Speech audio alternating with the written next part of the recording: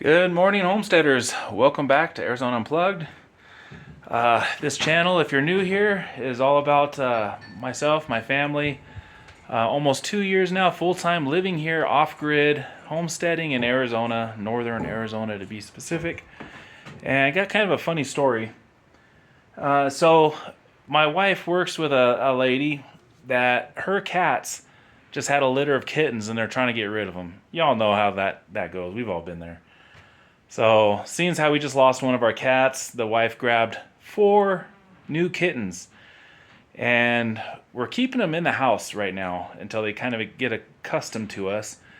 Because the last 2 cats that we get, that were supposed to be 2 female cats, when they got here about 6, 8 months ago, I don't know what's up with these cats, but they won't let us near them.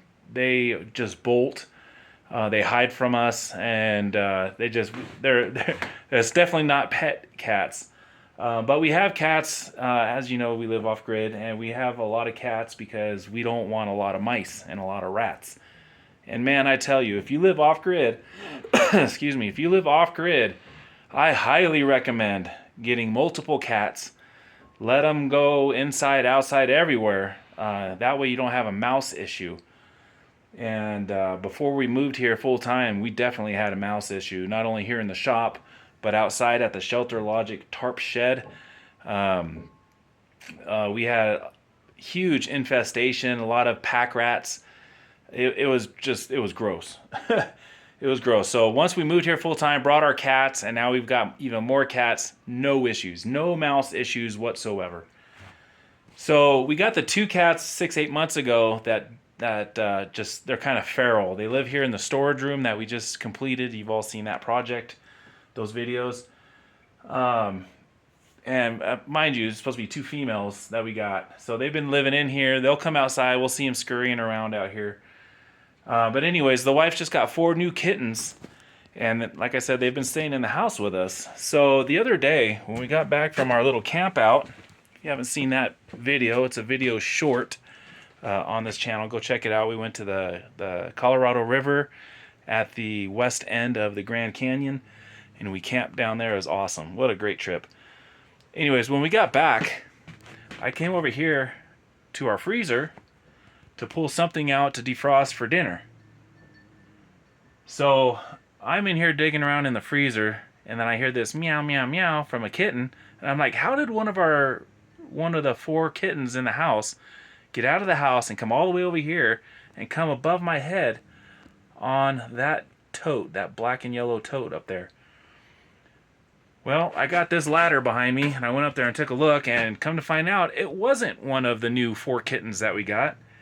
Apparently, those 2 feral female cats we got weren't female. One of them was a male, and the other one was a female. So, Mama Cat, I don't know if you can hear that, but she's down there. Mama Cat actually had a litter of kittens right here in the storage room. And the one that I found up top was no more than a day old. Probably a day at the most. Eyes were still closed, still had the umbilical cord connected. So I think what happened is Mama Cat had her litter down here behind one of these totes. And at nighttime, since it's cooler in here, she took the cats and put them up where it's warmer, up by the ceiling. And when I came here in the morning, that's what I heard. And she was in the process of moving them down here. And she's down here right now. I can hear her growling at me. And I also hear a baby kitten, meowing down there. So she's down there somewhere. I don't want to bother her again. She's feral. She doesn't like humans. What are you going to do? Anyways, it was the brand new kitten that she just had, not the 4 that we just acquired.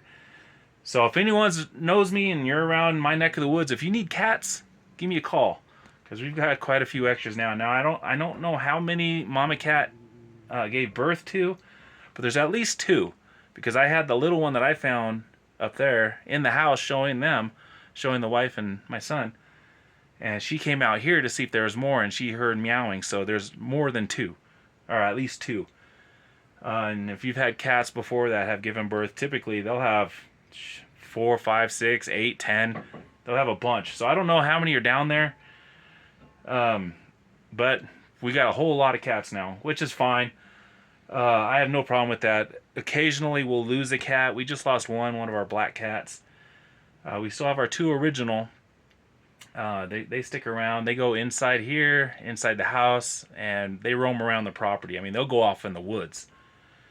And these 2 that were somewhat feral, boy, they just don't like people. I mean, you can't get more than 10 feet away, and they'll bolt and hide.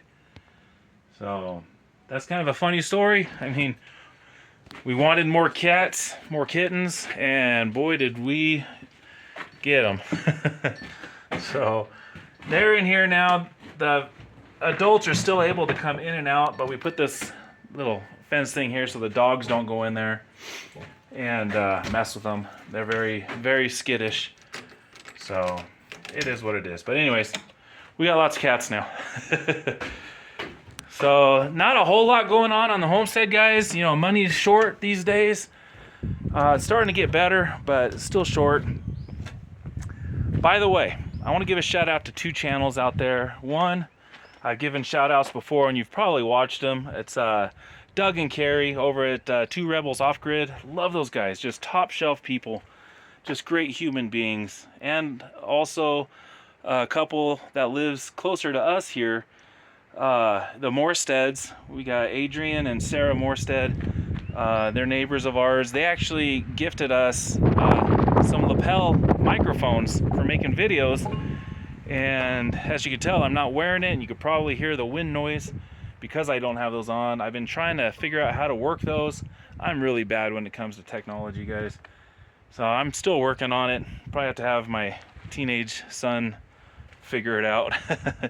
But as soon as we figure that out, the audio quality will be much better. So as far as updates here on the homestead, water's an issue. We haven't had rain in a couple weeks, and it wasn't very much then, and we're not expecting any rain for at least the next couple weeks. So we've been hauling water. I brought another 2 IBC totes full of water yesterday. The wife took my truck this morning, and she's coming back with 2. And these tanks right there. So we're about here, I believe this is about 900 gallons at this level. Yeah, 900, and both of them are the same. So there's about 1,800 gallons down here. Up at the cabin, I have probably about 3,000 gallons. So we're less than half of what full would be. So she's bringing 2 more IBC totes full today, and then tomorrow I'm actually bringing 4. The 2 that are already mounted in the truck, and 2 here on my trailer. I just got these 2 totes from a neighbor. He went to go out of town, and he knows of a place that sells these for 75 bucks a piece. So I gave him some money, told him to grab me a couple, and these are those. They're food safe totes. So I got it strapped to the trailer here. I put new fenders on the trailer, and I just got done installing the license plate. These are the old fenders. Excuse my video problem here, as you can see, they're all cracked. I mean, this one's almost ripped all the way through. It's ripped all the way from here to here. There's one little sliver of metal here, and then all the rest is ripped. But funny story about these new fenders. I've had these for a few years now in the box. I bought them new for my other trailer that I used to have that I sold. Because those fenders, if you remember years ago, when I was getting off the ranch, there was a lot of mud. The mud stuck to the fenders, and it was so much weight they just ripped off. So I bought these to replace those, but these were the wrong size. So I had to buy another set and got those installed, and I subsequently sold that trailer. But I still had these. It was more expensive for me to ship these back to get a refund than it was just to buy new fenders. So I kept them. And I'm glad I did, because they're the perfect size for this trailer, which needed the fenders. So this yesterday, I actually had all 4 totes on this trailer, and I got to looking at it, and I did some arithmetic, and I found out that 4 totes full of water plus the weight of the trailer would exceed the capacity of this trailer by about 3,000 pounds. about 50% more. This trailer, the way it's set up, can hold 7,500 pounds safely. And with just the water itself, 4 totes is about 1,100 gallons. So you got, 8,500 pounds ish, somewhere around there. So just the water without the trailer weight will exceed this trailer's capacity. So I went with my better judgment yesterday, and I took the 2 totes off the front. I put them in the bed of the truck. My truck is very strong. It can handle 2 totes, no problem. We've been doing it for years. So those 2 totes are now in the truck. These 2 totes are over the axles of the flatbed trailer, and it's still under the limit of the capacity of this trailer. So this is much safer. I wanted all 4 on here. It'd be nice just to be able to back up, hook up the trailer, and just pull the trailer, fill them up, bring it back, detach the trailer, instead of having to load and unload the totes out of the bed of the truck. But again, I didn't want to risk it.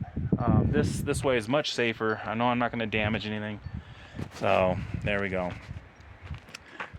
So that's about it. That's all that's going on today.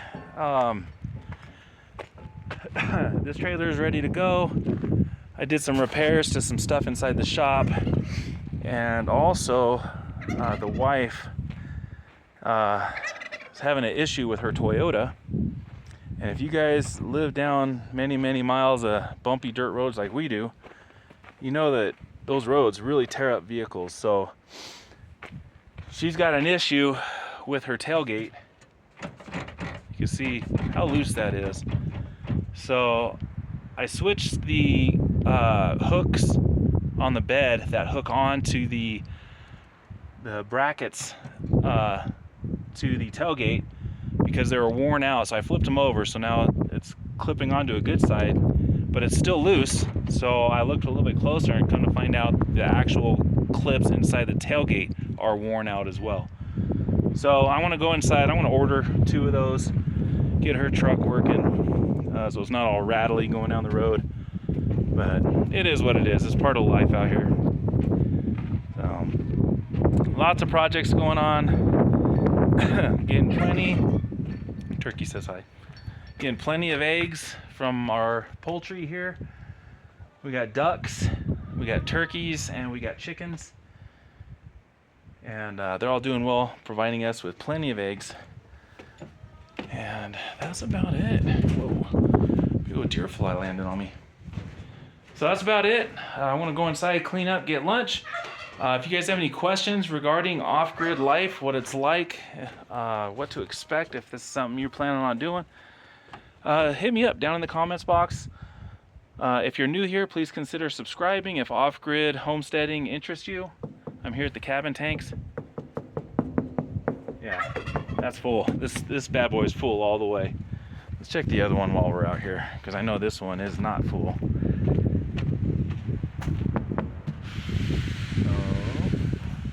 Yeah, we're at about 600 gallons in here. Right here. About 800 gallons in here. So it's about a third full right here. This one behind me is totally full, so we're actually not doing too bad on water, but seeing how we don't have any weather coming in that we know of, let's just top them off. We got the tanks in the truck. Let's just do it. Still waiting on some funds, some money to start my gray water treatment room. That's the next big project. Once that's done, we're going to get back on these gardens once we get the water in order to water our gardens. So there you go, guys. Again, go down to the comments box or the description box. Check out those 2 channels, 2 Rebels Off Grid, and also the Morested's channel. Just really good people. Really good people. So there you go. I will see you guys on the next one. Take care. Don't forget, prep and thrive.